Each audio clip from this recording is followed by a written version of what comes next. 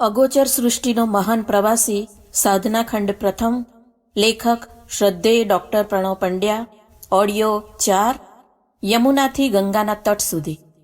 1915ના October માસમાં બનારસ હિન્દુ યુનિવર્સિટીનો કાયદો પસાર થઈ ગયાના 4 માસ પછી મહામહિનાના સૂદ પડવાના દિવસે વિશ્વવિદ્યાલયની સ્થાપના કરવામાં આવી.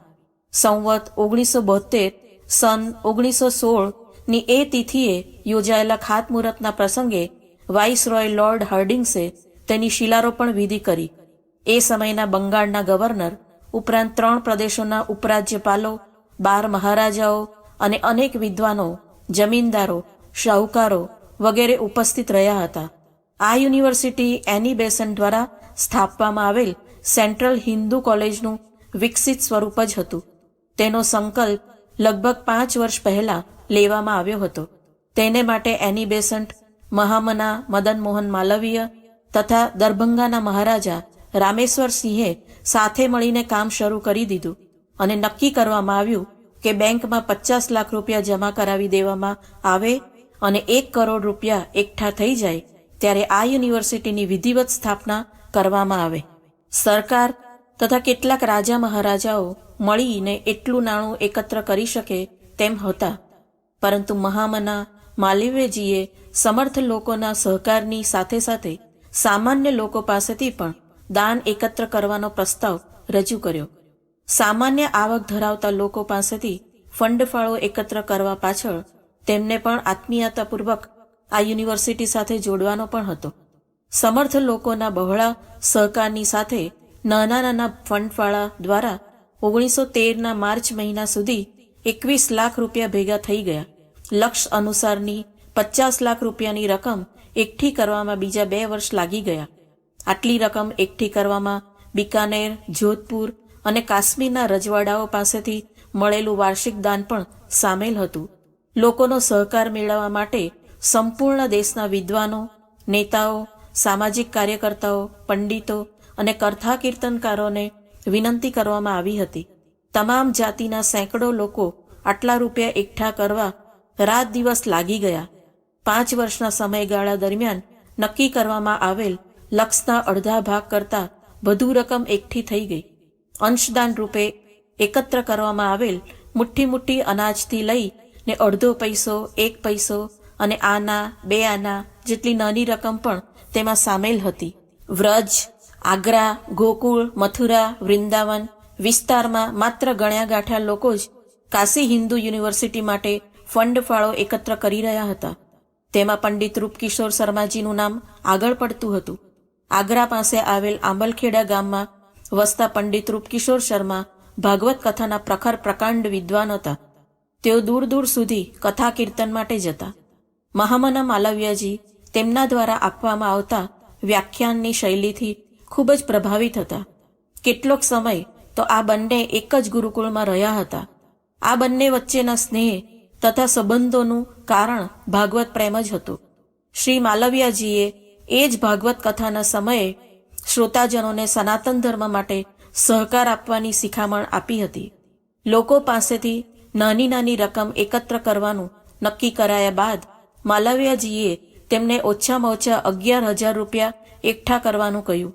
પંડિત રૂપકિશોરજીએ અલગ અલગ સમયે આ રકમ પહોંચાડી દીધી. હપ્તે હપ્તે મોકલી આપવામાં આવેલી આ રકમમાં ભાગવત કથા કરનારા યજમાનોનો ફંડફાળો પણ સામેલ હતો. કેટલીક રકમ ક્યાંથી મોકલવામાં આવી એનો સંપૂર્ણ હિસાબ તો જાણમાં નથી. એ અંગે પંડિતજીના સગા સંબંધીઓ બતાવતા હતા કે એક ખૂબ જ મોટો ભાગ ગુપ્તદાન રૂપે મોકલવામાં આવ્યો. કાશી હિન્દુ યુનિવર્સિટીના વડા હોવાના નાતે ઉદ્ઘાટનના સમયે પંડિત રૂપકિશોર શર્મા પણ ત્યાં યોજાયેલા સમારંભમાં ભાગ લેવા પહોંચી ગયા. તેમની સાથે વ્રજ તથા આસપાસમાં વસતા બ્રાહ્મણ વિદ્વાનો પણ હતા. કેટલાક સગા સંબંધીઓ અને કુટુંબીજનો કાશીની યાત્રા કરવાના ઉદ્દેશથી પણ તેમની સાથે જોડાયા. આ કુટુંબીજનો સાથે લગભગ 5.5 વર્ષની ઉંમર ધરાવતો એક બાળક પણ જોડાયો હતો. શિલારોપણ અને સ્થાપના સમારંભમાં પંડિતજીએ પોતાના 2 સાથીદારોને સાથે લઈ વ્યવસ્થાનું કામ સંભાળી લીધું હતું. બીજા લોકો કાશીમાં દેવદર્શન અને ગંગા સ્નાન, પૂજાપાઠ વગેરેમાં લાગી ગયા. કાશી હિન્દુ યુનિવર્સિટીનો સ્થાપના સમારંભ અનેક દિવસો સુધી ચાલ્યો. આ યુનિવર્સિટીનો મુખ્ય ઉદ્દેશ વિદ્યાર્થીઓને આધુનિક વિષયો શીખવાડવાની સાથે સનાતન ધર્મ અને ભારતીય સંસ્કૃતિના મૂળ તત્વો સમજાવવાનો હતો. બનારસ હિન્દુ યુનિવર્સિટીના બંધારણમાં પણ એ જોગવાઈ કરવામાં આવી હતી કે વિશ્વવિદ્યાલયના પાઠ્યક્રમમાં હિન્દુ ધર્મ વિજ્ઞાનના ઉચ્ચ કક્ષાના શિક્ષણની પણ વ્યવસ્થા રાખવી. અહીં તમામ જાતિ અને સંપ્રદાયના વિદ્યાર્થીઓ અભ્યાસ કરી શકશે. તેમાં ખાસ વાત એ હતી કે યુનિવર્સિટીના વહીવટ અને સંચાલન માટે હિન્દુ ધર્મને માનનારાઓને જવાબદારીઓ સોંપવાની વ્યવસ્થા કરવામાં આવી હતી. આ બંધારણમાં વહીવટી સમિતિમાં બિનસરકારી સભ્યોનું બાહુલ્ય રાખવાની જોગવાઈ પણ કરવામાં આવી હતી. આ યુનિવર્સિટીનું જે સ્વરૂપ પ્રગટી રહ્યું હતું તે સંપૂર્ણ રીતે સનાતન ધર્મને અનુરૂપ જ હતું. ટીકાકારોએ તેને આરંભથી જ ધર્માંધ, રૂઢિવાદી, કોમવાદી, સંકુચિત વગેરે કહેવાનું શરૂ કરી દીધું હતું. કેટલાક લોકોએ યુનિવર્સિટીના નામમાંથી હિન્દુ શબ્દ હટાવી દેવા દબાણ કરવાનો પ્રયત્ન કર્યો. આ આંદોલન તો હમણાં સુધી ચાલતું રહ્યું હતું, પરંતુ આ પ્રકારના દબાણની કોઈ પરવા કરવામાં આવી ન હતી. પાછળથી મહાત્મા ગાંધીએ પણ હિન્દુ શબ્દ હટાવવાની માંગ કરનારાઓને ખોટા સાબિત કર્યા. જે નામથી તે આજે ઓળખાય છે તેનું સમર્થન કર્યું. દીક્ષાગુરુનો પોતાના શિષ્ય સાથે મેળાપ. હિન્દુ ધર્મ તથા વિજ્ઞાનને ઉચ્ચ શ્રેણીનું મોડલ બનાવવાના એક ભાગરૂપે જ યુનિવર્સિટીને આ સ્વરૂપ આપવામાં આવ્યું હતું. એટલે સ્વાભાવિક જ હતું કે એ સમયે સ્થાપના સમારંભમાં યજ્ઞ, પ્રવચનો, કથા વગેરે કાર્યક્રમો પણ રાખવામાં આવતા. આંબલખેડાથી ત્યાં ભાગ લેવા પહોંચેલા પંડિત રૂપકિશોર શર્માને પણ થોડી ઘણી જવાબદારી સોંપવામાં આવી. યજ્ઞ તથા અન્ય ધાર્મિક પૂજાપાઠ માટે આવેલ બ્રાહ્મણોને ઉતારો આપવા, તેમની જરૂરિયાતોનું ધ્યાન રાખવા અને શહેરમાં ફરવા લઈ જવામાં કામમાં તેઓ લાગી ગયા. એ સમય દરમિયાન તેમને પોતાના કુટુંબીજનોનો ખ્યાલ પણ ન રહ્યો કે કોણ ક્યાં ઉતર્યું છે, શું ખાઈ રહ્યું છે, ક્યાં આરામ કરી રહેલ છે. તેમની ચિંતા કરવી તો દૂર, તેમને પોતાનું પણ ભાન રહ્યું ન હતું. સમારંભ શરૂ થયાના 5 દિવસ પસાર થઈ ગયા. એ દિવસે વસંત પંચમીનો દિવસ હતો. વિદ્યાની દેવી સરસ્વતીના અવતરણ દિવસે વ્યાખ્યાન, પ્રવચન, સંમેલન, અધિકારીઓની બેઠક વગેરે નક્કી કરવામાં આવેલ ક્રમ અનુસાર ચાલતા રહ્યા. એ દિવસે સરસ્વતી પૂજનનો એક વિશેષ ક્રમ પણ હતો.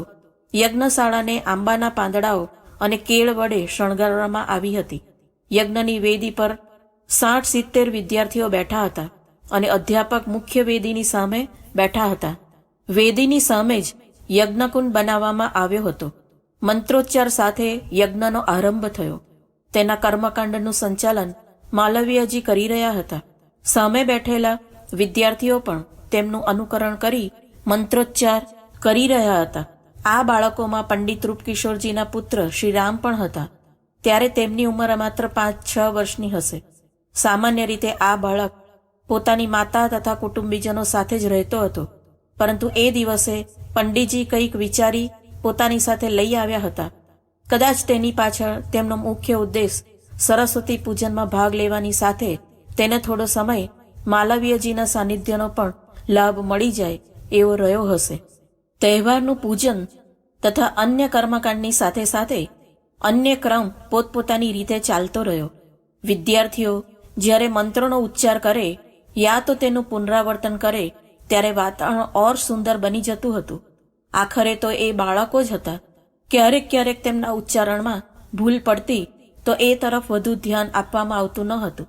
હાજર રહેલ પંડિતો અને શિક્ષકોએ તેમનો ઉત્સાહ વધારવાનો જ ઉચિત માન્યું. આ બાળકોમાં સૌથી નાની ઉંમર ધરાવતો એક બાળક શ્રી રામ હતા. એ જ્યારે મંત્રોચ્ચાર કરતો ત્યારે માલવીયજીની નજર તેની ઉપર પડતી. આટલા નાના બાળકને મંત્રોચ્ચાર કરતો જોઈ તેઓ આશ્ચર્યચકિત થઈ તેને એક નજરે જોતા જ રહી ગયા. પર્વના દેવતાનું પૂજન પૂરું થઈ જતા પ્રસાદ વહેંચ્યા બાદ માલવીયજી તેના બાળકની પાસે આવ્યા અને હેતથી બાળકના માથા પર હાથ ફેરવ્યો. નજીક આવતા જ બાળક શ્રી રામે તેમના ચરણોમાં ઝૂકી પ્રણામ કર્યા. માલવીયજીએ તેને હેતથી પૂછ્યું, તારા પિતાજી ક્યાં છે બેટા? બાળક શ્રીરામ કંઈ બોલે તે પહેલા જ પંડિત રૂપકિશોરજી તેમની સમક્ષ આવીને ઊભા રહ્યા અને નમ્રતાપૂર્વક બંને હાથ જોડી પ્રણામ કર્યા અને કહેવા લાગ્યા કે મહાન મનાજી, એ આપના પ્રેમ વાત્સલ્યનું જ પરિણામ છે. માલવ્યજીએ બાળક અંગે 2-3 બીજી વાત પણ પૂછી લીધી અને ધ્યાનપૂર્વક ક્યાંય સુધી તેને જોતા રહ્યા તથા પૂછ્યું, શું આના ઉપનયન સંસ્કાર થઈ ગયા છે? પંડિતજીએ કહ્યું કે હજી તેની રાહ જોવાઈ રહી છે. જો આપના હાથે થાય તો અમારા અહોભાગ્ય જ ગણાય. માલવ્યજીના મોઢા પર હાસ્યની આછી રેખા દોડી આવી. તેમની સફેદ મૂછો પાછળ હસી રહેલ હોઠ સ્પષ્ટ દેખાઈ રહ્યા હતા. જાણે તે કહી રહ્યા હતા કે પંડિતજી, આપે મારા મનની વાત કહી દીધી. માલવ્યજીએ કહ્યું કે આ બાળકને હું જ મંત્ર દીક્ષા આપીશ. સંકલ્પ લેવાઈ ગયો છે એટલા માટે તેને દીક્ષિત જ માનવામાં આવશે. હજી ક્રિયા કરવામાં આવી નથી. સંકલ્પ લેવામાં આવ્યો છે એટલા માટે દીક્ષાનો આરંભ થઈ ગયો માની લો. યોગ્ય સમયે દીક્ષા પણ આપી દેવામાં આવશે અને એ યોગ્ય સમય થોડાક જ વર્ષ પછી આવ્યો. એ દિવસે યુનિવર્સિટીના પ્રાંગણમાં કાર્યક્રમો ચાલી રહ્યા હતા. એની બેસન્ટનું પ્રવચન શરૂ થવામાં હતું. મૈસૂર, હવે કર્ણાટકના મહારાજા કૃષ્ણરાજ વાદિયાર, ડોક્ટર સુંદરલાલ વગેરે મહેમાનોની સાથે મહામનાવજીની અલગ જ ચર્ચાઓ ચાલવાની હતી. યુનિવર્સિટીની દ્રષ્ટિએ આ સમાપન સમારંભ અગત્યનો તો હતો જ, પરંતુ બીજી અનેક ઘટનાઓ પણ બની કે જેણે ઇતિહાસને નવો વળાંક આપનાર આયોજન બનાવી દીધું. જાણે સનાતન ધર્મ અને સંસ્કૃતિના નવા ઉન્મેષની સાથે વિદ્યા, ધન, કલા, શક્તિ, સાધના અને શૌર્યના 7 પ્રવાહ ધરાવનારી ગંગા વહી નીકળી. એ સમયે ત્યાં મહાત્મા ગાંધીજીએ રાષ્ટ્રીય ભાવનાથી છલકાતું માત્ર ભાષણ આપ્યું ન હતું, પરંતુ તેમણે તેની સાથે પ્રતિભાશાળીઓને આગળ આવવા હાકલ કરી હતી. તેમને તેમની ફરજોથી વિમુખ બતાવતા ગાંધીજીએ રાજા મહારાજાઓ તથા શ્રીમંતોની કઠોર શબ્દોમાં ટીકા પણ કરી. આ પ્રવચનના સમયે ત્યાં રાજા મહારાજાઓ પણ બેઠા હતા. તેઓ ગાંધીજીની ટીકાઓથી ખૂબ ઉશ્કેરાઈ ગયા અને કાર્યક્રમનો બહિષ્કાર કરી દઈ ઉઠીને ત્યાંથી ચાલ્યા ગયા. આ વિરોધમાં ઉઠીને જનારી વ્યક્તિઓમાં શ્રીમતી એની બેસન્ટ પણ હતા, પરંતુ મદન મોહન માલવ્યજી આ આયોજનમાં ચૂપચાપ શાંત બેસી રહ્યા. તેમણે લોકોના ઉઠીને ચાલ્યા જવાની કોઈ પરવા ન કરી. કોઈ પણ પ્રકારનું દબાણ માન્યા વગર સત્યનો સ્વીકાર કરવા તથા તેની સાથે ઊભા થઈ જવાના બીજા અનેક પ્રસંગો પણ છે જે એ દિવસોમાં બન્યા હતા અને તેના સંસ્કારો વાતાવરણમાં ભળી ગયા અને જાણે અજાણે લોકોના મનમાં તે છવાઈ ગયા. મહામનાના સાથીદાર પંડિતજી.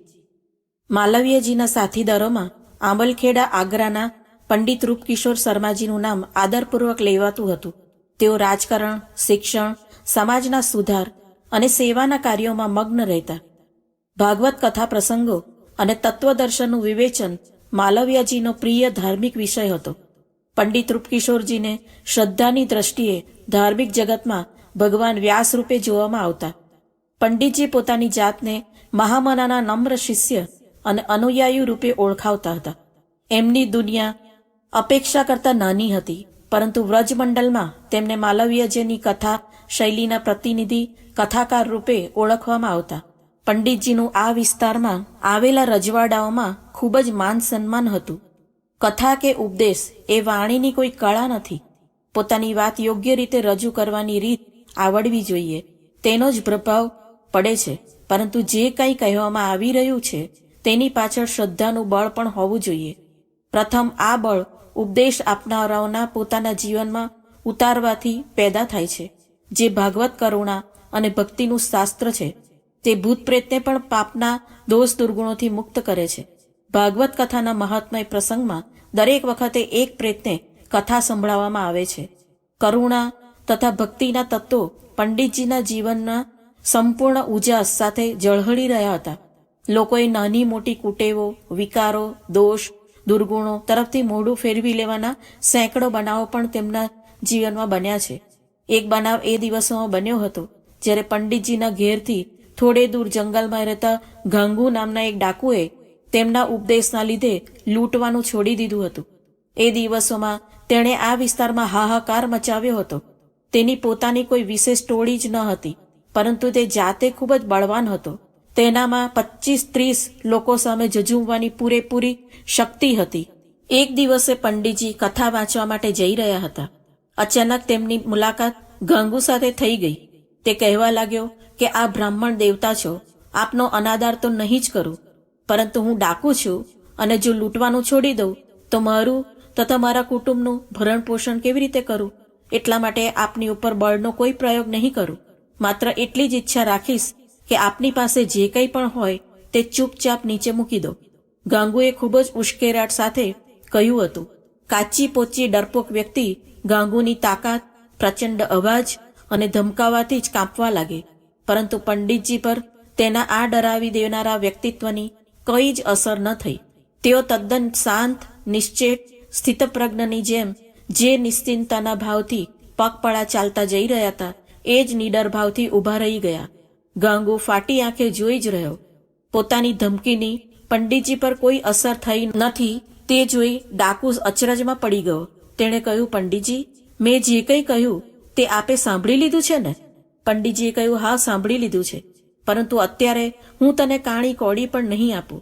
જો તું કથા સાંભળવા આવવાનું વચન આપતો હોય તો હું પણ તને વચન આપું છું કે ત્યાં જે કંઈ દાન દક્ષિણા આવશે તે બધી જ તને આપી દઈશ. ગાંગુની આંખો પહોળી થઈ ગઈ. તેણે પ્રથમ અચરજની સાથે બીજું મોટું અચરજ પણ અનુભવ્યું. બંને વચ્ચે થોડો વાર્તાલાપ થયો. એ ખબર ન પડી કે તેની ઉપર પંડિતજીની કઈ વાતની અસર થઈ, પરંતુ ગાંગુ કથા સાંભળવા તૈયાર થઈ ગયો. તે પણ તેમની સાથે ચાલી નીકળ્યો અને આખા અઠવાડિયા સુધી તે ભાગવત કથાનું રસપાન કરતો રહ્યો.